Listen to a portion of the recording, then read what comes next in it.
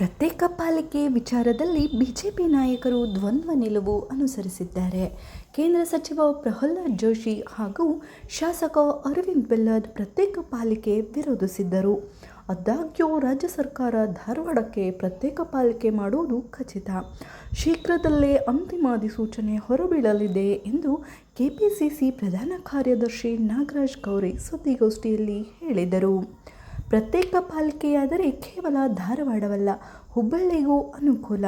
ನೂರಾರು ಸಂಘ ಸಂಸ್ಥೆಗಳು ಹೋರಾಟವನ್ನು ಬೆಂಬಲಿಸಿದವು. ಇದರಿಂದ ಬಿಜೆಪಿಯವರು ಹತಾಶರಾದರು. ಮಾಡು ಇಲ್ಲವೇ ಮಡಿ ಮಾದರಿಯ ಹೋರಾಟದ ಫಲವಾಗಿ ಈಗ ರಾಜ್ಯಪಾಲರ ಅನುಮೋದನೆ ಸಿಕ್ಕಿದೆ. ಇದಕ್ಕೆ ರಾಜ್ಯ ಸರ್ಕಾರದಿಂದಲೂ ಒಪ್ಪಿಗೆ ಸಿಗಲಿದೆ ಎಂದರು. ಹೋರಾಟ ಆರಂಭವಾದಾಗ ತಮಗೆ ಕ್ರೆಡಿಟ್ ಸಿಗುವುದಿಲ್ಲ ಎಂದು ಬಿಜೆಪಿಯವರು ಹತಾಶರಾದರು. ಹೋರಾಟ ಬೆಂಬಲಿಸುವ ನಾಟಕವಾಡಿ ಜಗಳವಾಡುವ, ತೊಂದರೆ ಕೊಡುವ ಕೆಲಸ ಮಾಡಿದರು. ಹೋರಾಟಕ್ಕೆ ದೊರೆತ ಜನಬೆಂಬಲ ನೋಡಿ ರಾಜ್ಯಪಾಲರ ಅನುಮೋದನೆ ಕೊಡಿಸಲೇಬೇಕಾಯಿತು ಎಂದರು. ಬ್ಲಾಕ್ ಕಾಂಗ್ರೆಸ್ ಅಧ್ಯಕ್ಷ ಅರವಿಂದ್ ಏಗನಗೌಡರ್ ಮಾತನಾಡಿ, ಪ್ರತ್ಯೇಕ ಪಾಲಿಕೆ ರಚನೆಗೆ ಏನೇ ಕಾನೂನು ತೊಡಕುಗಳಿದ್ದರೂ ಸರ್ಕಾರ ಬಗೆಹರಿಸಿ ಒಪ್ಪಿಗೆ ಕೊಡುವುದಾಗಿ ಸಚಿವ ಡಾಕ್ಟರ್ ಯತೀಂದ್ರ ಹೇಳಿದ್ದಾರೆ. ಈ ಜಯ ಹೋರಾಟಗಾರರಿಗೆ ಸಲ್ಲಬೇಕು ಎಂದರು. ಪತ್ರಿಕಾಗೋಷ್ಠಿಯಲ್ಲಿ ಬ್ಲಾಕ್ ಅಧ್ಯಕ್ಷ ಅರವಿಂದ್ ಏಗನಗೌಡರ್, ಹನುಮಂತ್ ಕೋರವರ್, ಷಣ್ಮುಖ್ ಬೆಟ್ಕೇರಿ, ತುಳಜಪ್ಪ ಪೂಜಾರ್, ವೀರಣ್ಣ ಶೆಟ್ಟರ್ ಇದ್ದರು. ಆವಾಗ ನಾವೆಲ್ಲ ರೆವೆನ್ಯೂ ತೊಗೊಂಡು ಹೋದ್ವಿ. ನಮ್ಮದೇನು ಜೂನ್ಗಳೆಲ್ಲ ಬರ್ತಾವೆ, ಇದೆಲ್ಲ ತೊಗೊಂಡು ಹೋಗಿ ಅವ್ರ ಮುಂದೆ ಇಟ್ಟ ಮೇಲೆ ಸುಮಾರು 50 ಕೋಟಿಗಿಂತ ಹೆಚ್ಚಿಗೆ ನಮ್ಗೆ ಟ್ಯಾಕ್ಸ್ ಬರುವಂಥದ್ದು ಈ ಧಾರವಾಡಕ್ಕೆ ಬರ್ತೈತಿ ಅನ್ನುವಂಥ ವಿಚಾರನ ಹೇಳಿದ್ವಿ ನಾವು. ಇದನ್ನೆಲ್ಲ ಹೇಳಿದ ಮೇಲೆ ಅವರು ಒಪ್ಪಿಗೆ ಕೊಟ್ಟರು. ಪಾಪ್ಯುಲೇಷನ್ದು ಕ್ಲಿಯರ್ ಆಯಿತು, ನಮ್ಮದು ಇದೇನು ರೆವೆನ್ಯೂದು ಸಮಸ್ಯೆ ಕ್ಲಿಯರ್ ಆಯಿತು. ಎಲ್ಲ ನಾವು ಕ್ಲಿಯರ್ ಮಾಡಿ ಕ್ಯಾಬಿನೆಟ್ನಲ್ಲಿ ಇಡುವಾಗ ಎಲ್ಲ ಕಡೆ ಎಲ್ಲ ಲೀಗಲ್ ಒಪಿನಿಯನ್ ತೊಗೊಂಡೇ ಕಳಿಸುವಂಥದ್ದು ಮಾಡಿದರು. ಕ್ಲಿಯರಾಗಿ ಇವರು ರಾಜಕಾರಣ ಮಾಡಿ ಅದನ್ನು ಮಾಡಬಾರ್ದು, ಇದನ್ನು ಮಾಡಿದರೆ ಕಾಂಗ್ರೆಸ್ ಕ್ರೆಡಿಟ್ ಹೋಗ್ತೈತೆ ಅನ್ನುವಂಥದ್ದು ವಿಚಾರ ಇಟ್ಕೊಂಡು ಬಿ ಜೆ ಪಿಯವರು ಏನು ಆಗ್ತೈತೆ ಅಂದ್ಕೊಳ್ಳಿ ಏನು ಬೋರ್ಡ್ ಹಾಕಿ ಧಾರವಾಡ ತುಂಬ ದೊಡ್ಡ ದೊಡ್ಡ ಬೋರ್ಡ್ಗಳನ್ನು ಹಾಕಿ ನಾವೇ ಮಾಡಿದ್ವಿ ಅನ್ನೋ ಥರ ಬಿಂಬಿಸಿದವರು ಮತ್ತು ತಾವೇ ಮೋಸ ಮಾಡುವಂಥ ಕೆಲಸ ಮಾಡಿದರು.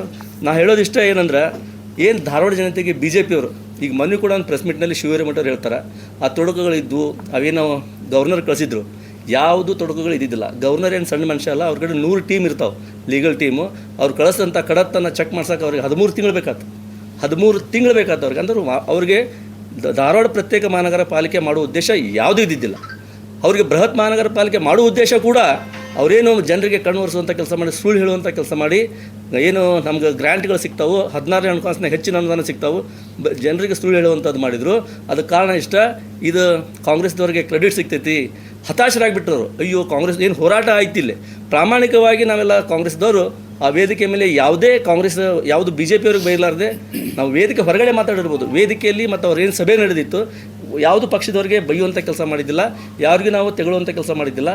ಪ್ರಾಮಾಣಿಕತೆ, ಅವ್ರೇನು ಹೋರಾಟಗಾರರ ಕಷ್ಟ ನೋಡಿದ್ವಿ ನಾವು, ಅವ್ರೇನು ಕಷ್ಟಪಡ್ತಾಯಿದ್ರು. ಮತ್ತು ಜೊತೆಗೆ ಏನು ಪ್ರತಿನಿತ್ಯ ಏನು ಕಾಲ್ಗಳು ಬರ್ತಾವೆ ಇಲ್ಲಿಂದ ಧಾರವಾಡ, ಏನು ಆಯುಕ್ತರು ಇಲ್ಲಿ ಇರೋಂಗಿಲ್ಲ.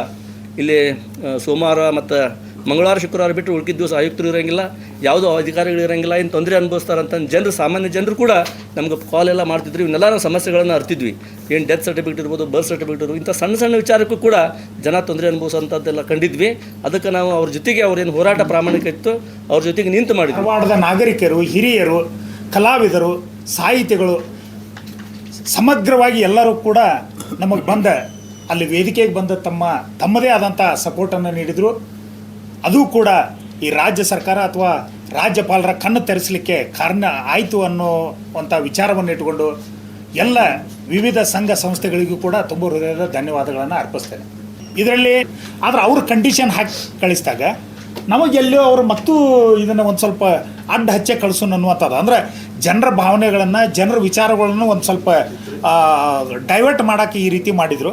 ಆದರೂ ಕೂಡ ನಾವು ಕಾಂಗ್ರೆಸ್ ಕಾರ್ಯಕರ್ತರಿರ್ಬೋದು, ನಮ್ಮ ನಾಯಕರಿರ್ಬೋದು, ನಾವು ಅದರ ಬಗ್ಗೆ 100ಕ್ಕೆ 100ರಷ್ಟು ನಾವು ಮಾಡಲೇಬೇಕನ್ನುವಂಥ ತೀರ್ಮಾನ ಇಟ್ಕೊಂಡಿದ್ದಕ್ಕೆ ರಾಜ್ಯ ಸರ್ಕಾರ ಕಳಿಸೈತಿ. ನಮ್ಮ ರಾಜ್ಯ ಸರ್ಕಾರ ಕಳಿಸಿದಂಥ ಒಂದು ಪಾಲಿಕೆ ವಿಭಜನೆಯ ಕೆಲಸವನ್ನು ನಾವು ಮಾಡೋಕ್ಕಂತೂ ನಮಗೆ ತೊಂದರೆ ಇಲ್ಲ. ಆದರೆ ಅವ್ರು ಏನು 2 ಪಾಯಿಂಟ್ ಹಾಕಿ ಕಳಿಸ್ಯಾರ, ಅದನ್ನು ಲೀಗಲ್ ಒಪಿನಿಯನ್ ತೊಗೊಂಡು ಅದನ್ನು ಏನು ಮಾಡೋಕ್ಕೆ ಸಾಧ್ಯತೆ ಮಾಡಿ ಆದಷ್ಟು ಬೇಗ ಮಾಡ್ತೇವೆ ಅಂತ ಈಗಾಗಲೇ ನಮ್ಮದು ಕೂಡ ಅದೈತಿ. ಆದರೆ ನಾವು ಕಾರ್ಯಕರ್ತರಾಗಿ ಅಲ್ಲಿ ಹೋರಾಟದಲ್ಲಿ ಒಂದು ಪಕ್ಷಾತೀತವಾಗಿ ಭಾಗವಹಿಸಿದ್ರು ಕೂಡ ಇವತ್ತು ಒಂದು ರಾಷ್ಟ್ರೀಯ ಪಕ್ಷದ ಕಾರ್ಯಕರ್ತರು ಮತ್ತು ಮುಖಂಡರಾಗಿ ನಮ್ಮದು ಕೂಡ ಜವಾಬ್ದಾರಿ ಇದೆ. ನಾವು ಯಾರು ನಮಗೆ ಹೇಳಿ ಮಾಡಿಸ್ಬೇಕಂತ ಅನ್ನುವಂಥದ್ದಿಲ್ಲ.